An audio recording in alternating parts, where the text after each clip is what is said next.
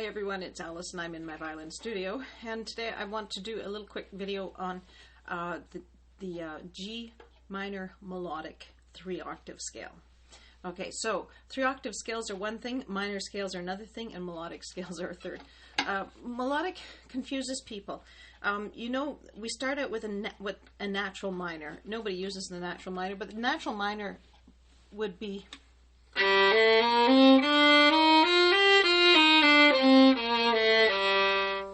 Okay, that would be a natural minor.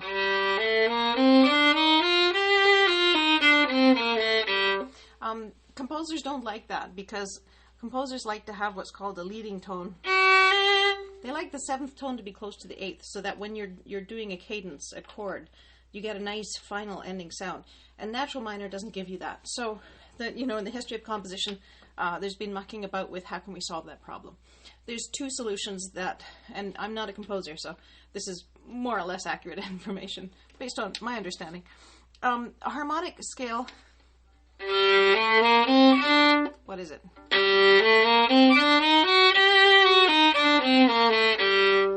Now that solution, we just raised the 7th tone. That works fine if you're building chords or if you're, putting voicings in orchestras. But if you're playing a melody, it's going to make your melody sound quite Eastern, which, is not all composers want all pieces to sound Eastern. So then there's kind of, okay, that works. That solves a problem for, chord structures and piano parts maybe. But it doesn't solve the melody problem. So solution number 2 was the melodic minor scale, where you have, what's happened is we raised the 6th and the 7th toned both a half tone higher going up so that we get a nice smooth melodic line. But then because, there has to be balance, in order to create balance, then we have to lower them both coming back. And that way we work out to, if you add up the number of intervals in the going up and the coming down, you end up with the same number of intervals as you would have had in the harmonic. Makes no sense, I know, but anyway, there you are. So 1, 2, 3, 4, 5, 6 is raised, 7th is raised. Now going back down, we're going to lower them. So 7th lowered, 6th lowered. Okay.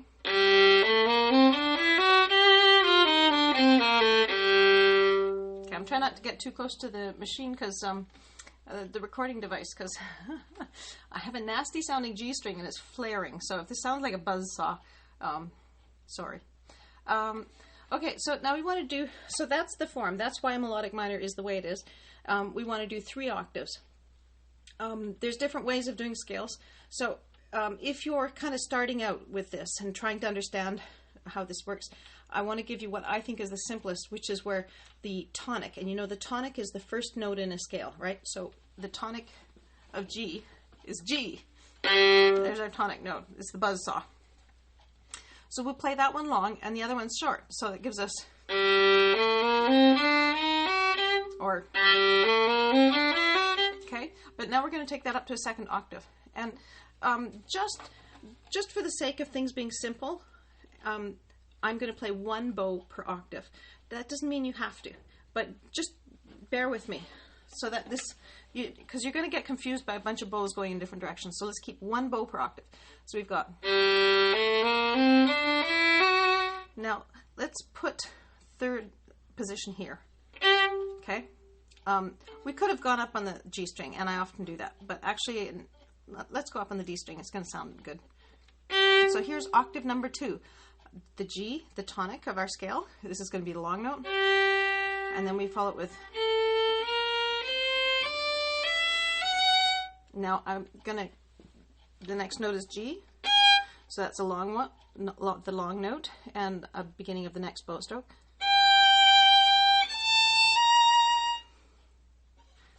What am I going to do there? That's going to work. So go up here.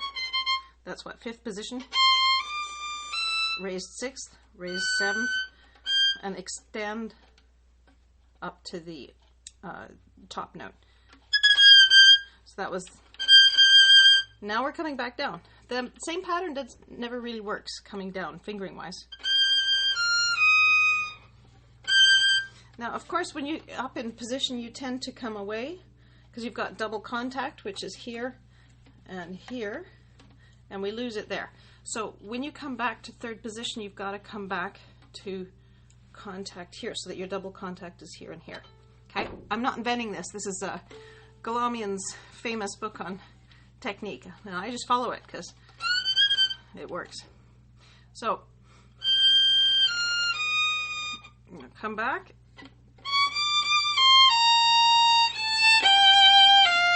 Come back to 3 again. Okay, so what I've got is shift to third position, shift to fifth, extend up. No, it is actually in seventh position. Now we're just going to pretend the rest of the hand came with it. Third finger goes backwards. Third finger goes backwards. It's probably elegant to use fourth fingers. All right, that's one solution.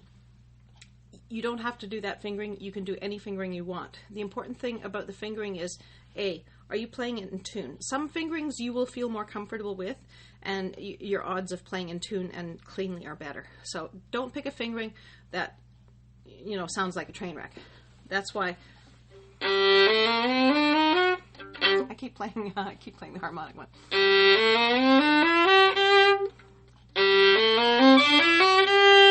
You know, choose which. It's probably I'm like 6 inches away from the mic, so it probably doesn't sound very good. But figure out which one sounds better when you play it, and then always do exactly the same thing. Don't allow your mind to start saying, "Oh, I'm going to do the other one today," because you know what? You get halfway through a performance, and your mind suddenly goes, "But," and then you've tripped and missed a note. And plan it, and always do exactly what you plan until you become a really accomplished artist, at which point you can do whatever you want. Okay, and the coming down, you could do this.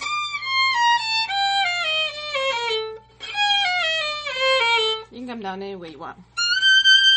You can come down 3, 3, or you could do 3 and 3, but all on the E string. And then you're down. Your shifting's done, you can forget about it. Yeah, okay. So that's that pattern. I just want to mention, some people do their scales like, I never did, so I'm not going to talk about it, but all that it changes is the beginning, if that's what you're doing. There's the Galamian Galamian was a famous violin teacher, and he wrote a few really good, useful things. So this is a really old edition. The new edition looks a little bit different than this, but this is his scale book called Contemporary Violin Technique. And if you're studying at a college level, you might want to have this. And what he does is he puts this little curlicue at the beginning of a scale. And what that does is it gives a 12-note pattern. Instead, usually scale is an 8-note pattern. But if you have a 12-note pattern to play with, you can divide it into more different types of bowings. So you can start playing with rhythms. You know, and you can play with these things, or you can do tied by 2. Right? So you can just turn it into games and have fun. But I'm just going to play you the plain thing. I'm going to 1 bow again per octave.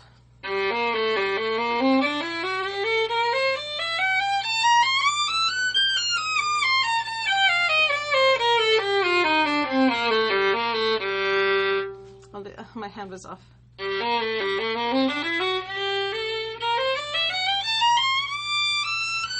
That's so you can see the fingering.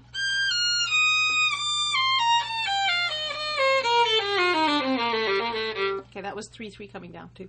All right, so now you don't have to do 1 octave per bow. Divide it in half at least, really easy peasy. So, or in melodic minor, excuse me. In the Galamian, that would be. Okay, You can do more than that. You could do 4 bows per octave, in which case, going back to the tonic long, is...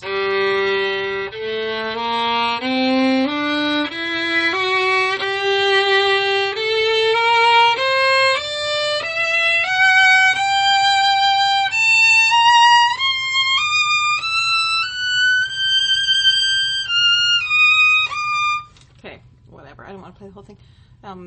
And I'm probably playing out of tune. You can also play it single, long, detached notes.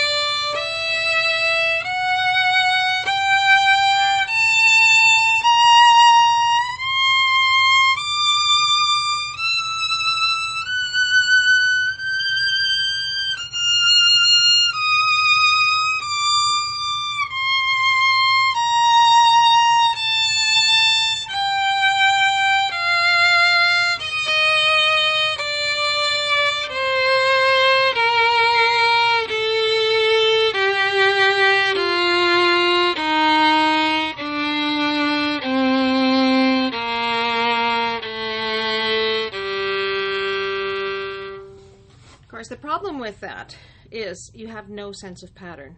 And once you no longer have a sense of where's the octave, where am I in my pattern, then you start to lose track of where your finger patterns should go. So sometimes schools will require détaché scales, meaning separate bow scales.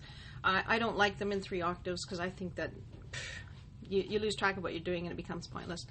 But that's my personal opinion. You're probably going to have to do a few. So keep your bow length regular, your notes clean. Really watch out for your intonation, more so than what I've done, because I'm thinking about what I'm saying and not listening to my notes. But yeah, scales are all about precision and cleanliness. So good luck. Have fun.